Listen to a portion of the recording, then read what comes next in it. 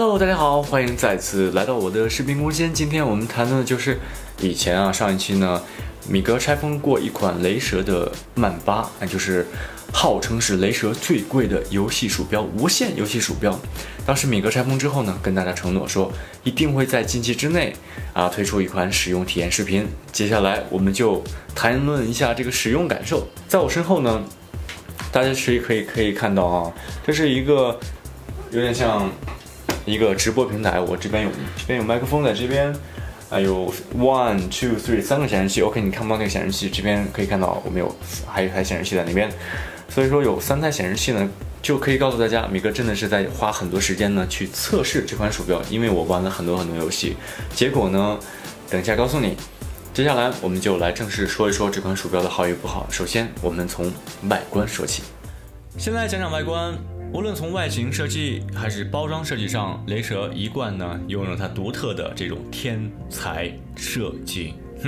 为什么说天才呢？是因为它给人的视觉冲击力呢永远是最棒的尤其是它这个机身两边的这道亮丽的七彩弧线，就让我想起《大话西游》说踏着七彩云彩来找我吧。可是呢，唯独一个缺点就是它背部的这个雷蛇标志呢不是亮的，没有呼吸灯了，大家要切记。但是呢，拿起来之后感觉到OK， 背面也是不错的，有2个可以更改这个按键反馈力度的一个设置。不过当然啦，平时玩游戏的时候是看不到底部的，所以不必在意接下来我们就再看机身。正所谓好马配好鞍所以米哥拿了一块雷蛇鼠标垫来衬一下景这样在上面使用的感觉，大家感觉如何呢？反正米哥我觉得 OK， 看起来还是整体很一致的。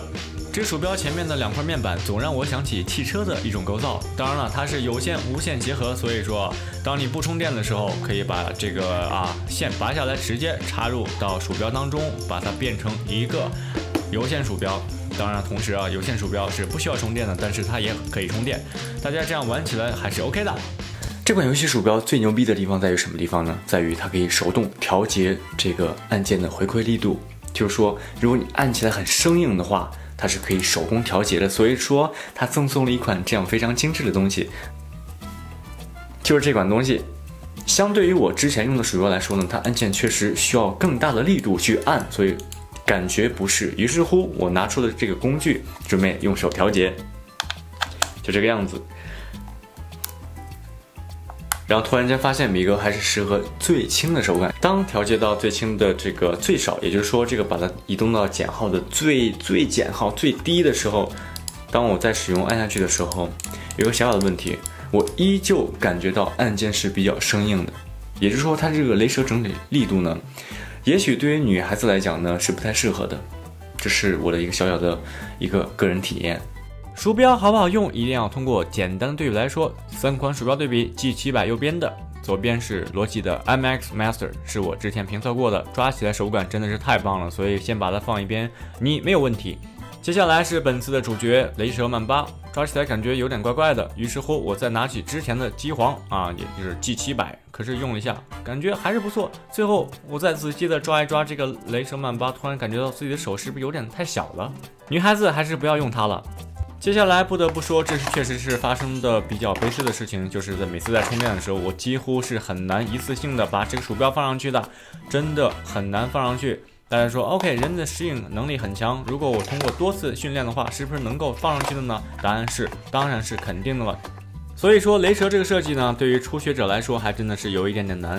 被称为奢侈品当之无愧，因为它继承了奢侈品惯有的这个特点，就是贵但是不太好用，尤其是现在不过还是成功了 ，yes。大家如果经常关注我的直播频道，可以看到，在我之前一些天呢玩游戏的时候，会在标题上写正在用雷蛇曼巴玩游戏。如果经常关注我游戏直播的话，在后来呢会发现我的标题改了，不再是这款鼠标了。为什么呢？非常简单，大家可以看一下这款鼠标，现在在我面前呈现着非常奇怪的颜色。这个颜色呢，当它在这样忽闪忽闪的时候呢，就是说它正在寻找设备，还没有开始使用，对不对？在我身旁有一款苹果电脑，当然了，它是处于待机状态，所以说我按一下按键呢，它就会自动打开。也就是说这个电脑呢是正常工作着的。然后此时呢，连到这条线呢，可以连啊连啊连，我们可以看，可以把它慢慢拔起来，是连接到了这个充电底座的。于是乎呢，大家如果有尝试的话，可以知道，如果我把这个鼠标放在这个平台上的话呢，它会处于一种充电状态。充电状态呢就会显示就会呈现一种绿色灯光，好不好？这时候我就把它放在上面。此时呢是应该处于充电状态，可是突然间发现，它上面呢既不是纯绿色，底下呢也不是纯绿色，只能说明一个问题，就是说这款鼠标呢在米格使用了几天之后就坏掉了。彻彻底底的变成了一块非常精致的、漂亮的板砖，完全不能再用了。米格就在想，我花了如此大的代价去买到这款鼠标，结果用了3-4天之后呢，就坏掉了。这是一种什么样的体验？如果是你的话，你会怎么想？记得在视频下方留言，因为这款鼠标确实已经彻彻底底的坏掉了。至于之后要怎么办，我会拿鼠标去店里，告诉他这款鼠标呢已经坏掉了，你要么给我退，要么给我换。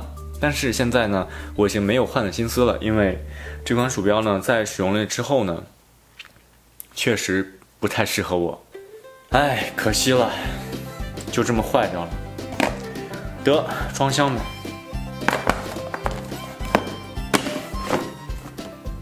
哎，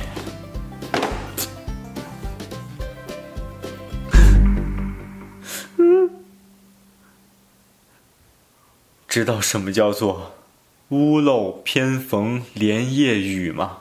鼠标坏了，可是有一个东西忘拆封了。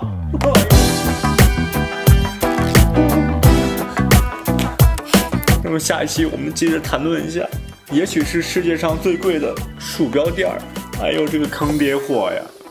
我们下期再见吧。哎。